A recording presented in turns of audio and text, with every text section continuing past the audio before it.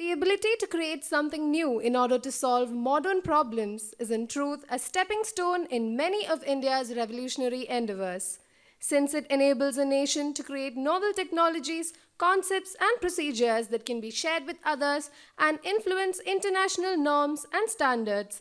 Innovation may be viewed as a type of soft power.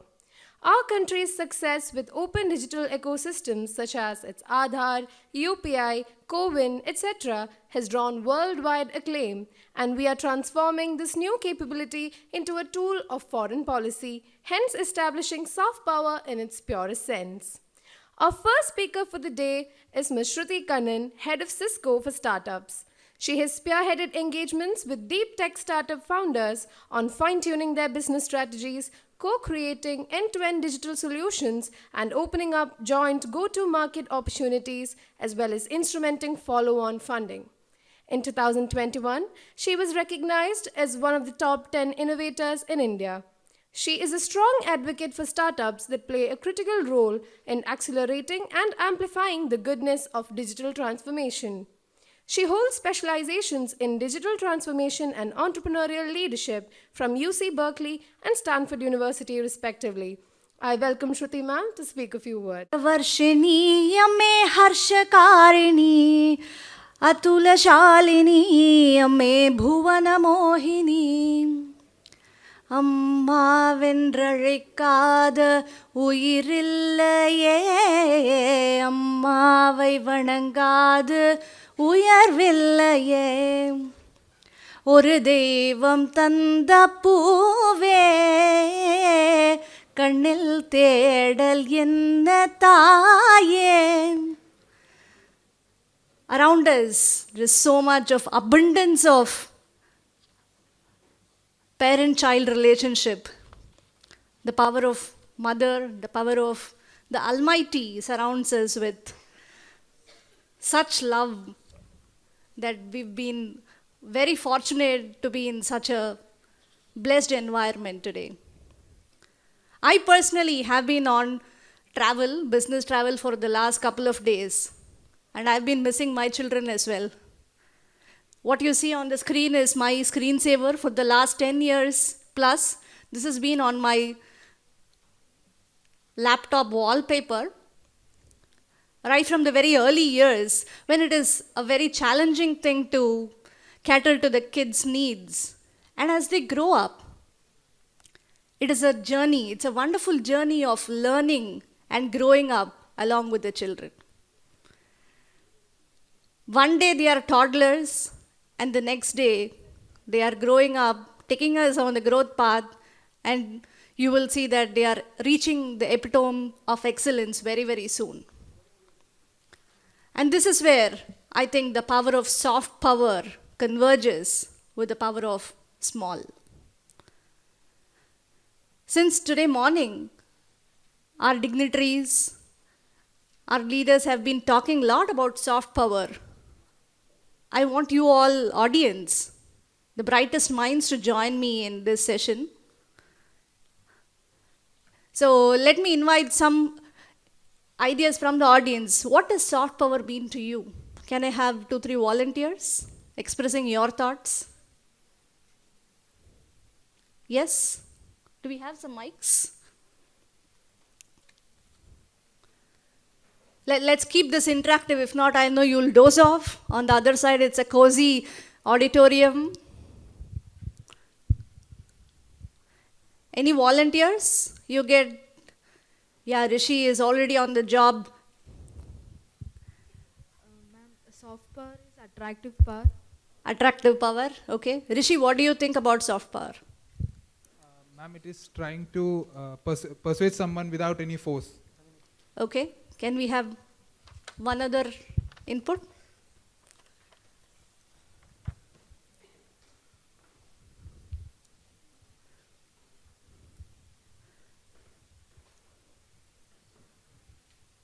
So Rishi, you choose.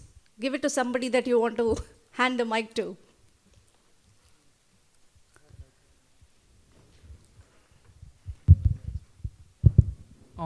Getting influenced by the people, other people.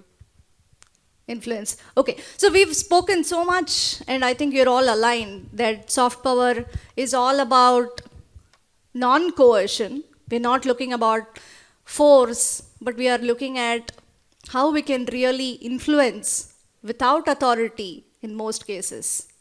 A simple Google search threw up this very interesting picture where soft power is transcending multiple pillars, starting from business, industry, the corporates, the academia, the universities, the government. The role of the media is paramount in this. But it is all converging towards how people are looking at each other, how they are valuing the culture, traditions, and making a difference to the world. And given this is the Amrita School of Business, and most of you are in probably the second year also, so let me ask another question. Tell me what are the three main factors, main elements of the triple bottom line? This may seem like a viva voce. You didn't expect this? Yeah, let's see who cracks that. Which are the three elements of the triple bottom line? Any volunteers? Google searches, fastest fingers first. You get some goodies. The first person to go up. Come on, yeah, you could do better. No idea? No clue? Amrita. ASB, come on. Which are the three key elements of the triple bottom line? Very, very simple, straightforward question. Yes, I'm going to count 3 and I want an answer before that.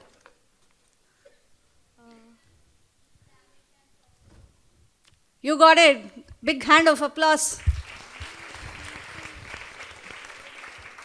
Yes, we are indeed talking about people, planet, and profit. And in fact, if you look at this order, it all started with profit. It started with what businesses can do to orchestrate outcomes, and it looked at what will be beneficial to the capitalists of the era.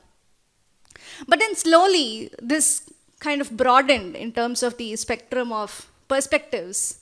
And people said, no, we should be looking at people because we, the people, make it happen. The power of passion that we bring to the fore is all that makes it happen, right? So people became very important in this.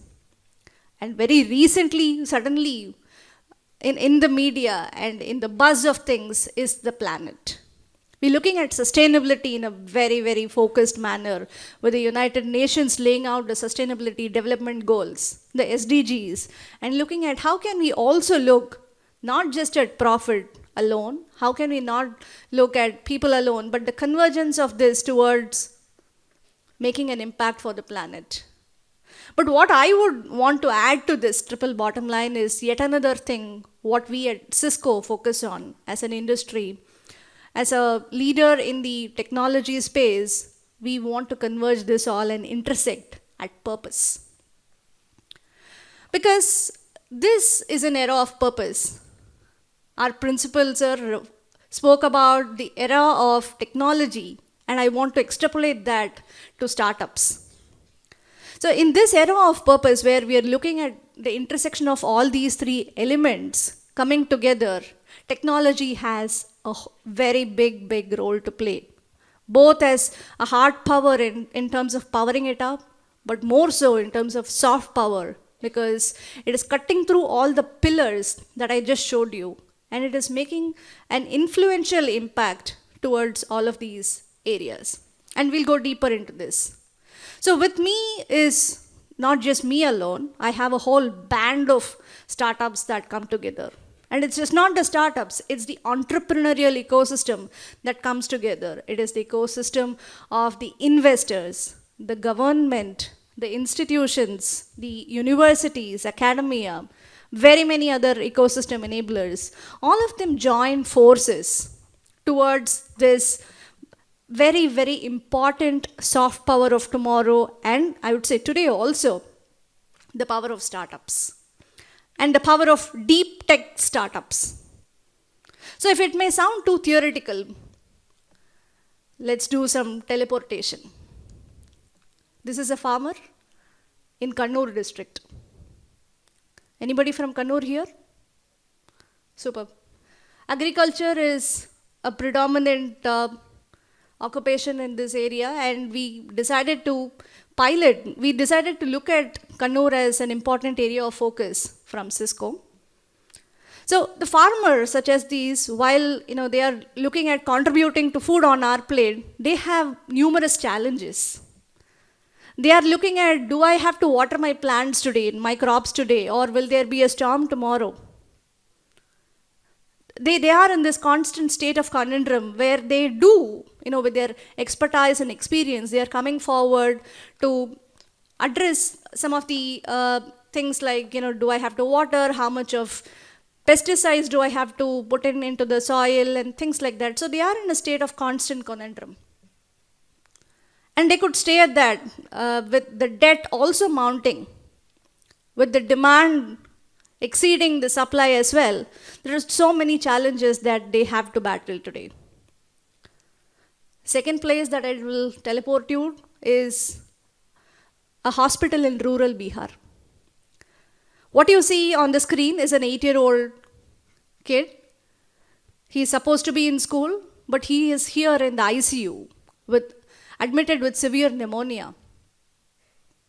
So the doctors there have been trying their best to save this child, but they could only do their best possible treatment mechanisms that they know as well. So they are trying to put their nurses and the specialists that they have in their vicinity into action, and they are trying to see if they can really revive the boy from the deep state of pneumonia that he is admitted with. The third place that I teleport you is, this is an international border, a very sensitive international border. You may wonder what beer bottles are doing there. They're hanging all over the place. Any guesses why beer bottles are hanging in here? Sound? Sound for what? Precisely, intrusion. Intrusion detection with beer bottles. So how would you know if a goat is jumping in, or is a man coming in, or a woman coming in? Sorry? Height. Okay, that's a good dimension to look at it. But this is really a crucial point for security of the country. Right? And we are dependent on beer bottles to save us. But thankfully for all of us here, we are in a very comfortable situation. We are seated in this AC auditorium in a spiritual environment with such very educated and committed faculty members to guide you in the right path as well. But not everybody is in such state. Right? They have huge challenges of life and death, challenges of mounting debt, challenges of whether they will be able to save not just themselves but the entire country. So now as a citizen, I can just sit simply and worry about it. I can say, oh no, we are going into a doom state. Or I can be angry about it. I can say, hey, what has this government done? Are we even on the right path and all that? Or I can be in a state of frustration. I can say, nothing matters, all these come and go, I don't care mode. But I can choose to act. Each of us can choose to act on all of these. I know each of you come from very varying backgrounds, and you carry with you not just your MBA expertise that you are powering up yourself with, but you also come with some good background, be it on the agriculture side, on the business side, or any other expertise that you bring in from the worlds that you grew up in. So, those who said you come from Kannur, you may be very well able to relate to this farmer who has the constant challenge of making his crop survive. And to this, we were able to work with a startup called ASTHRA. The approach of ASTHRA was very interesting. They took in the satellite technologies. They took in the parameters coming in from the satellites. They married that with the soil technologies. They put sensors in the soil. And now together, they did data processing using all, analytics and cloud and things like that. So today, they are able to now give this visibility and prediction, not just to the farmers, but also to the village authorities, to the city administration, the state administration, and power them up saying, rain is expected tomorrow, please don't water your crops today. Or they can say, hey, there is a approaching pest, so maybe you should apply this fertilizer as a precautionary measure. So all such data is flowing in, not just to the farmers and to the government authorities, but also to the financial institutions. In the farming world, credit is a major issue. Our sponsors can really say how difficult it may be to fund the farmers, but today we have a tool. And technology is our soft power. It is coming to our aid and saying that you can give credit to the farmers, now not just with your gut feeling or empathy, but backed by data. Satsure is leading that. They are working along with Cisco, and today this has become the model where we have released the connected agriculture as a white paper. This has become a model for Haryana and Madhya Pradesh to follow, and they are also using this as a model for very many places in other parts of the globe to follow suit as well. So this is a clear example of how technology can come in as a soft power and influence decision making with respect to government policies, with respect to financial institutional credit, with respect to individual farming practices as well. Let's go to the second one, rural Bihar. Anybody from Bihar here, apart from our principal, sir? So the conditions there vary. You have all sorts of expertise. Most of it is concentrated in the capital cities and around that vicinity. But there are a lot of far-flung rural areas where the expertise may be much limited. In this case, they are trying their best to save this child. But again, what can we do more about it? There comes Cloud Physician.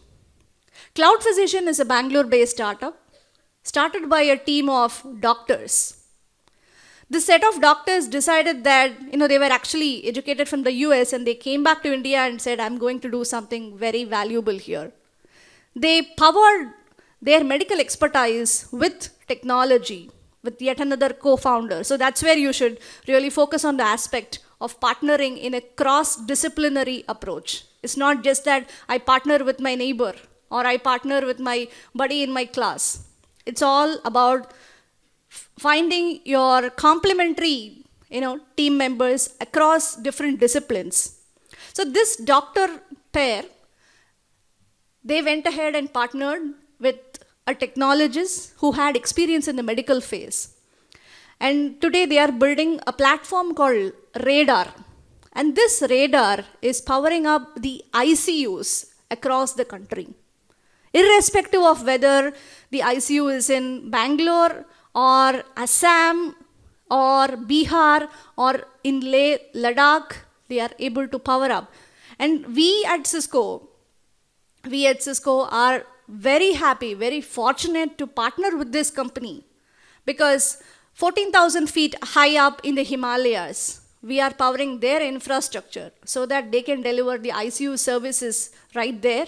We are powering up their secure infrastructure from Cisco, and they are able to save numerous lives.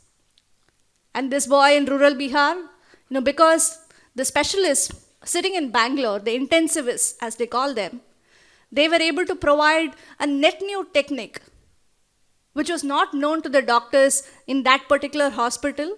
So they advised them about this particular technique, and the specialists there resorted to that technique, and this boy was miraculously saved, and he is back to school where he rightfully belongs.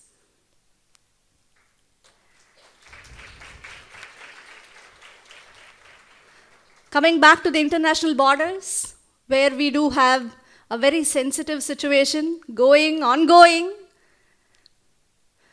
It is not possible for us to just rely on these kind of primitive technologies. These are definitely jugaad techniques, will help us, but they are not foolproof. For that matter, no technology is entirely foolproof. If there is an inlet, there is always an outlet. So that's like a theory in its own stand. But there is something that we can do much better. That's about seeing the glass half full at all times.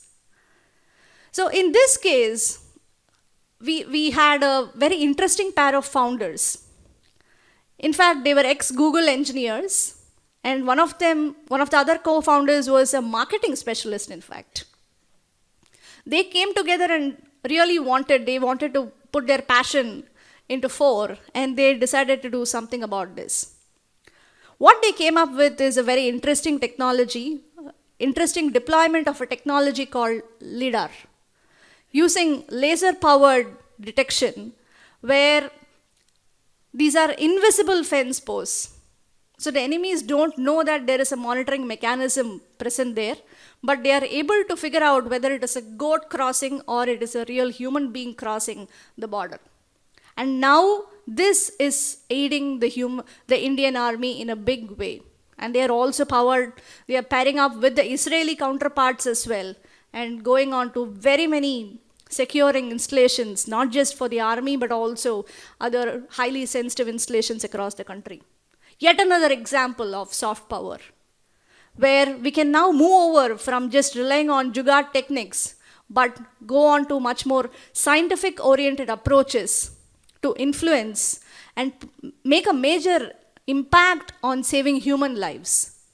It's not just about your life, my life, but it's also about the lives of people at the border, which is getting saved big time.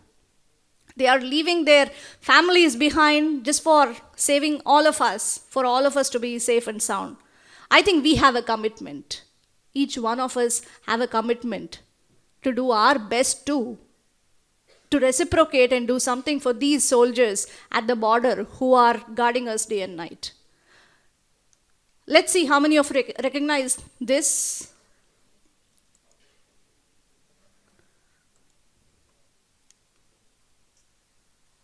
How's the Josh? I said, how's the Josh? Good. Which movie is this from? Uri, good. So what happens in this movie? Let's see if I get answers at least for this. You want me to play this again?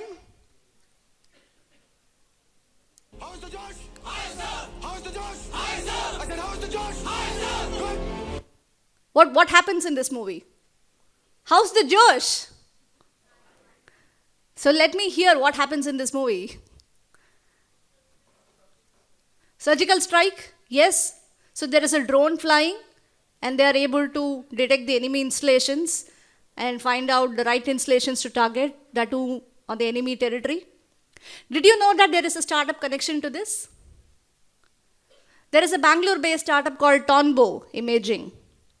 So they have gone ahead and not just sat inside their cubicle rooms, but they have gone ahead to make a difference to the Indian army. And those of you who have not watched it, or those of you who have watched it already, go back and watch it again today.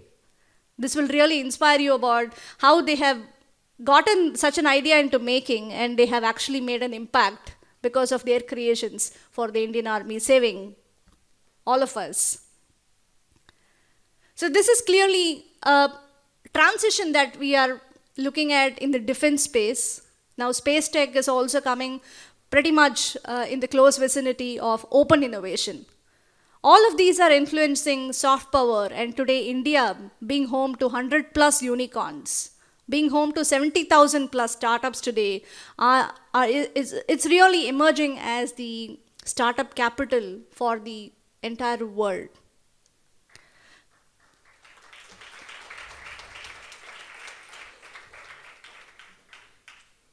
And those three were just case studies that I gave you. There is much, much more.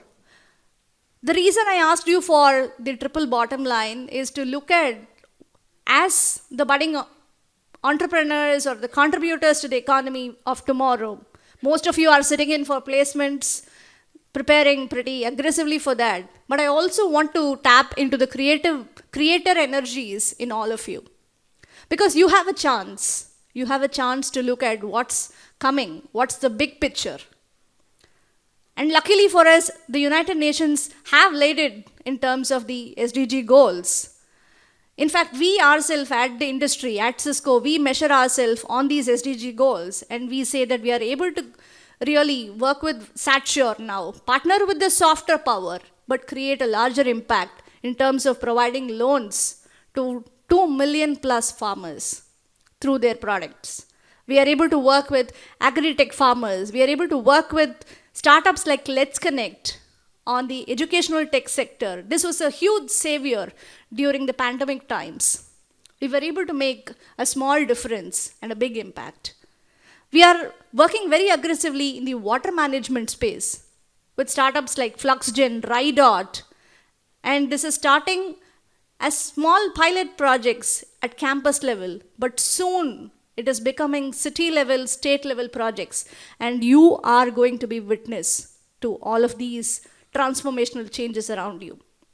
We are living in this era of digital transformation, and not just sustainable development goals, but even industries, manufacturing, the likes of Adani coming up big time, aviation, transportation sector coming in big time. There is huge scope everywhere you look for opportunities to ideate, innovate, and make an impact. The only thing that you will have to do is to look around consciously. So I invite each of you to dream about things, dream about the impact that you can create, discover the problems that you can solve for. When you just closed your eyes for a moment, I'm sure multiple ideas came into your mind. I would encourage you to mull over it, sit over it, collaborate. Now that you're no more in hybrid mode or sitting in front of your laptops in distant locations and you're co-located, this is the perfect time, perfect opportunity for all of you to come together, collaborate and ideate. And I'm sure you will be on the success path.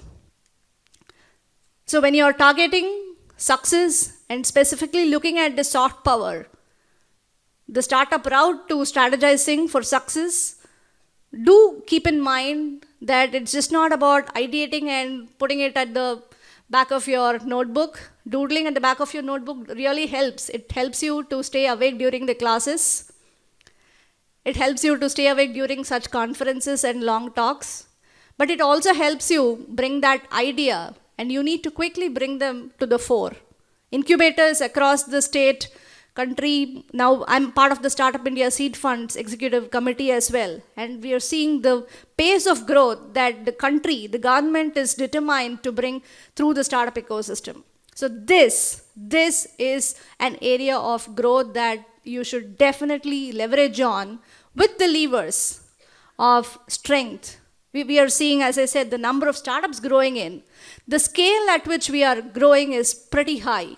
Today, the Global Innovation Index has moved India from 57 to number 40 on their ranking, and we have a lot more work to do in this case. Sustainability, we are living in this decade of action, and somebody even called this as India's century of action. So to all of this, it presents us not just challenges, but a huge amount of opportunities, and we have a role to play in this, thankfully, and we should be very, very happy to do that, to contribute to strategic advantage of the country. So I want to conclude by asking, how's the Josh? Thank you.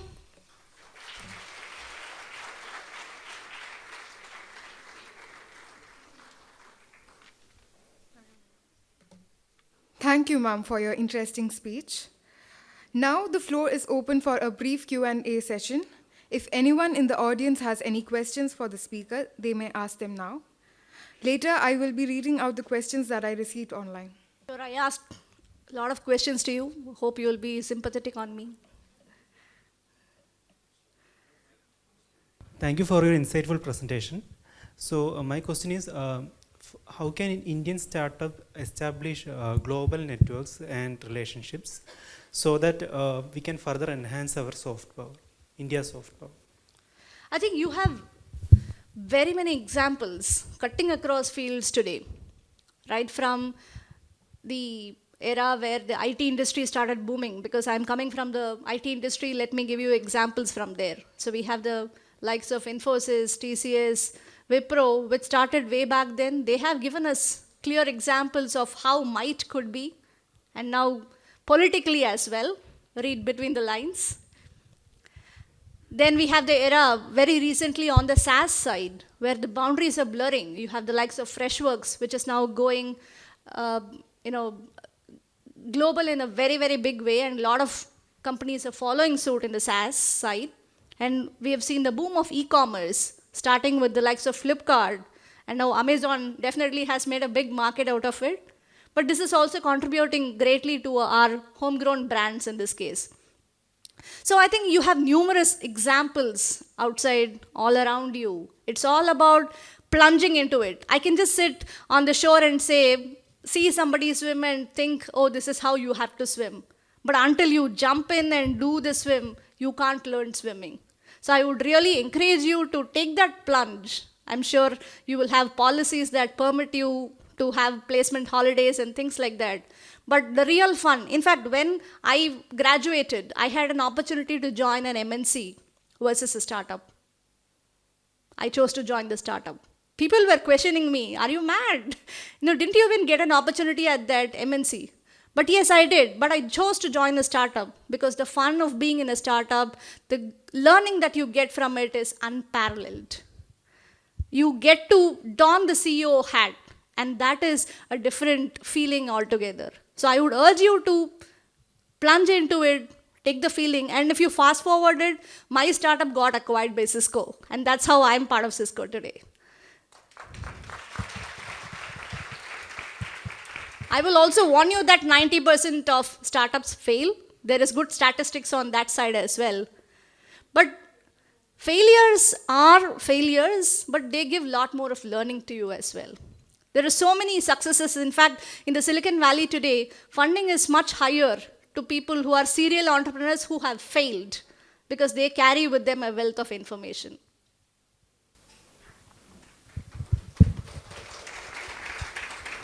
You had a question. Yeah. I appreciate all the examples that you have given. I'm an entrepreneurship teacher from Albertian Institute of Management, and this question is related to something that we tried to do as a student startups for the students. Ma'am, you heard the term silver economy? Please educate me. Yeah. To put it in perspective, it is about the money that can be bought into the economy by the 50 plus people. One of the other major problems that UN also defines is an aging population and a declining youth population. So we need to do something with capitalizing the aging population, and all those business activities that comes into the forum is the silver economy. So we tried doing, because Kerala has got the highest number of aging population in the entire country, we had 5 student startups. So I just wanted to know if you work in that area related to the silver economy. That is, people over 50, how we can bring them into active economy in terms of starting up business, or the economy itself, the business itself doing something for them. Because they are a cohort of people who have got a lot of money and time in their hand as of now, and we need to meaningfully use them. We have got technological advancements, because of that people live healthily, there is active aging, but are they really happy with their life? So based on this, we did have startups, student startups, small ones with pooling of money. I would like to know if we approach you, you'll take us forward. Thank you for educating me, because I didn't know that there was a terminology like this, so this is very helpful. In fact, my own grandfather, after his retirement, as a teacher, he was a teacher all his life, he qualified to become a doctor. And post-retirement, he became a doctor and actually taught hundreds of doctors and made a huge impact. So I derive a lot of inspiration from him. So I think this is a very, very valid cohort of people that you're looking at, a very valid set. I recently actually came across ASTHRA Ventures, which is looking at senior citizens and senior related use cases as one of the specific area of focus of their investment. We have been working with a lot of founders, though I did not have this silver economy, less than 50, above 50 as a filter, honestly. But we do think that entrepreneurs at that stage bring in a wealth of expertise, and their experience is very, very valuable. So I can look at this from two ways. As in, people post 50 starting up is one set of persona, and the other is early in career people solving for senior people. So that is a different persona. So I think we'll have to distinguish that. So if we look at the first set of persona, they carry in a lot of expertise, but they also carry in some baggage of risk, right? So they know what will not work as well. So I would definitely recommend such people to team up with some early in career, enterprising individuals as well. So you have a complementary pair of experience plus energetic enthusiasm, from the youth, pairing up for success. So that really has worked out, because when we did work with set of founders who were only greater than 50, they seem to be slowing down after a point. Their runway is slightly, different. So that is one observation that I want to share. But, there are, so many use cases, so many stories where we have seen greater than 50 entrepreneurs really, really make a mark. The other use case that I spoke about, wherein we have the, entrepreneurs, budding entrepreneurs looking at solving for the seniors, very critical, very crucial in terms of even all of us aging gracefully, right? We have transcended different generations. We came from a generation when there was not even a thing called phone at home. I remember watching television was like a device which only showed black dots. So that was the era that we all came into this with, and today we are in the virtual reality, augmented reality avatar. So we've transcended so much, and the space is quite high. So as we get on to the further generations, I think the pace of changes will be very rapid. And to keep up with this and make a striking balance of traditionalism with the growth, which has to be organic and sustainable there, I really recommend that we, start looking at applications and use cases and startups in that space. Though Cisco has not had like a filter of sorts again for that particular area, there are so many diverse funds, impact funds and initiatives. I work with incubators, accelerators across the country as well. So there are so many opportunities for growth there, and you've got a large captive audience to try this too. So happy to connect with you at an individual level and, deliberate about it. Hello, ma'am. I'm from bank. So actually we, in Cochin, we do have a startup branch exclusively for startups. And as of now, we have nearly 300 accounts, entrepreneurs, and of which 200 are active accounts. And one of the success story is always our people tell me is that of one Fuselage Innovations Private Limited, which is manufacturing drones. And they are successful. All of you can actually check. And I invite people, my friends here, we are there to help you, support you. And ma'am, as ma'am told, there is a lot of risk involved, but it doesn't matter. Unless we try, we will not win. So always there should be effort from our side. And please watch our bank's website. We do conduct a lot of hackathons. And we recognize innovations and new ideas. Recently we did a hackathon. So it is a continuous process for us. Because to survive in this present world, we have to be digitally active, and we have to be welcoming new ideas and innovations. So our bank is there always to support you. Just want to tell you that. Thank you. Thank you for bringing that, sir. Fintech is a space where we are seeing huge amount of changes and new technologies coming in, especially with respect to security and observability. These are two things that we work very closely, again, within Cisco as well as in partnership with a couple of startups. Because every second when we make transactions at B2C level, the turnaround time matters, or if there are any failures, we need to quickly solve for it. So it's all about addressing customer experiences in B2C transactions. And in B2B, for startup founders, they are either technologists or they are experts in their own field. So that they don't know about the intricacies of banking and capital, and they need to equip themselves with that know-how. So having such friendly structures is very key, and I would really encourage, if people like you are at the fore, they should definitely tap into such ecosystems. Just want to add one more thing. You were talking about the farmer and the support which farmer needs.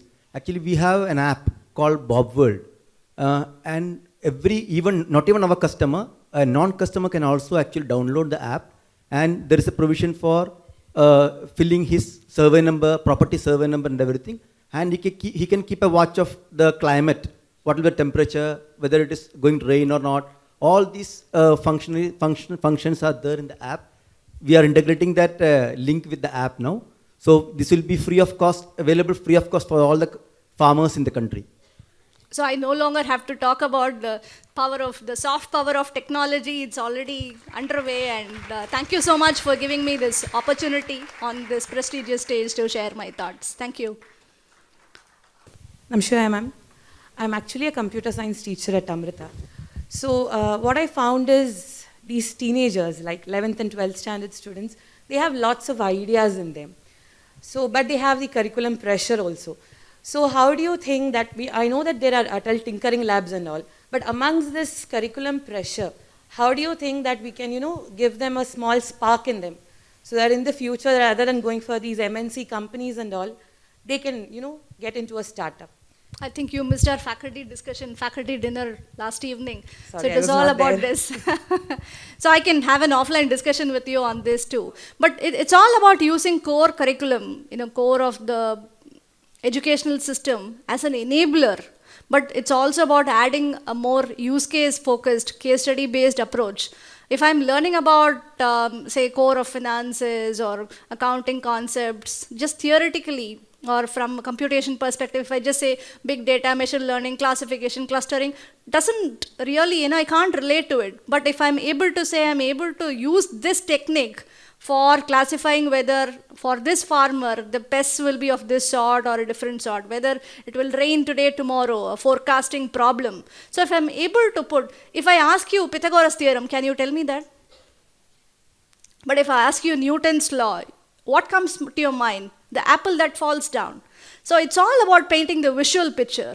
As long as we are able to paint a visual picture, that gets ingrained very, very deeply. So as educators, the ball is on our court to paint a more visual picture into the minds of the students. So that would be my summary line here. Thank you, ma'am. Now I request our principal to hand over the memento to Ms. Shruti Kannan as a token of our gratitude.